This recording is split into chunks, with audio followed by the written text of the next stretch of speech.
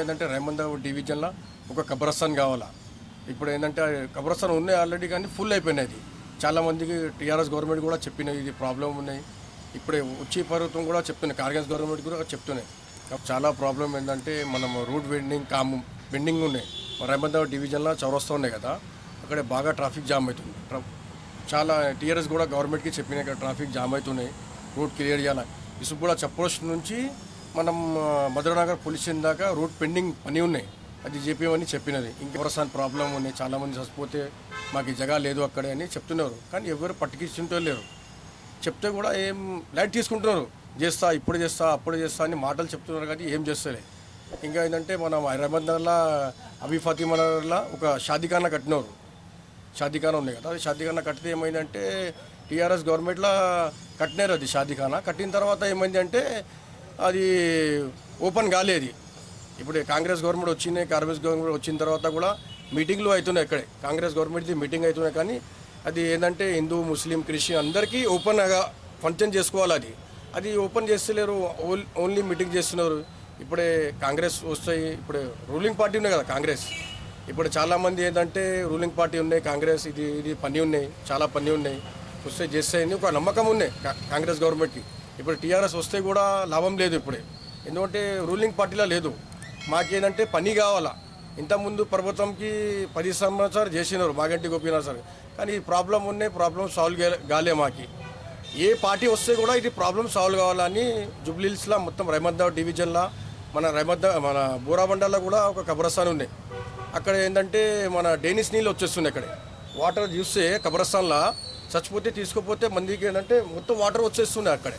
అది కూడా ప్రాబ్లం, అది కూడా బోరాబండలో కూడా చెప్తున్నారు మంది, మాకు కబ్రస్థాన్ కావాలా.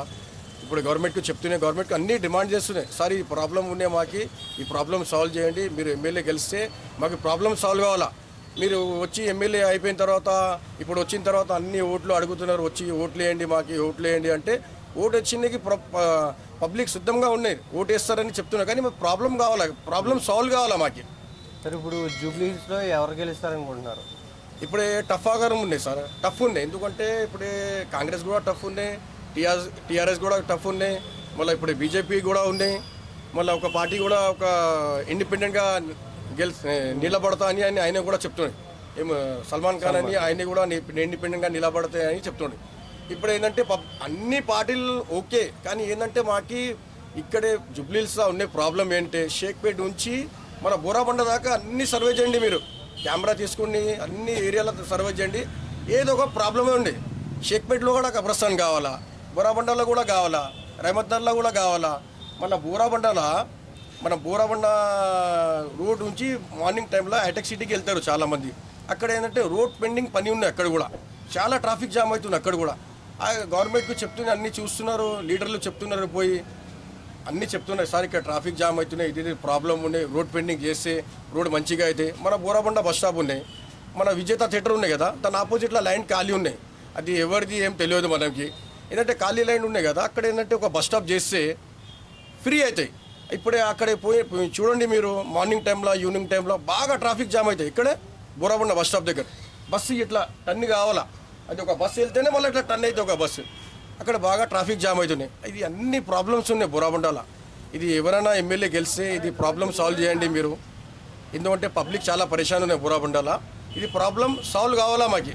అన్ని పబ్లిక్ ఏమందంటే బోరాబండలో తిరిగితే ఏమందంటే ఇది ప్రాబ్లం ఉన్నాయి సార్, మాకు ప్రాబ్లం మీరు మంచిగా చేయండి అని చెప్తున్నాయి. కాంగ్రెస్ తరఫున అంజన్ కుమార్ యాదవ్, నవీన్ యాదవ్ ఇద్దరు పోటీ పడుతున్నారు, ఎవరు వస్తే సీటు గెలుస్తారు, ఈ ప్రాబ్లం సాల్వ్ అవుతుంది అనుకుంటున్నారు?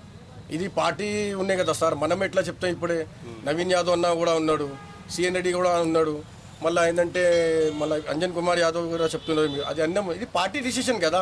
నేను ఎట్లా చెప్తా, ఎక్కువగా గెలిచిన ఛాన్స్ ఏంటంటే ఇప్పుడు పార్టీకి చూసి ఓటేస్తారు, ఎవరైనా క్యాండిడేట్కి చూసి ఓటు వేయరు కదా. పార్టీ ఎప్పుడైనా ఎవరికైనా మార్పు వచ్చు కదా.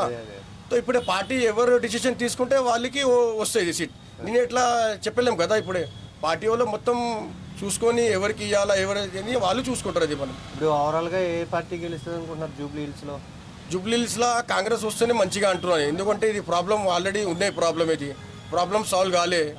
ఇప్పుడు కాంగ్రెస్కు ఒక ఛాన్స్ ఇద్దాం, ఒకటి ఇది ప్రాబ్లం సాల్వ్ చేయొచ్చు ఏం వాళ్ళు కూడా.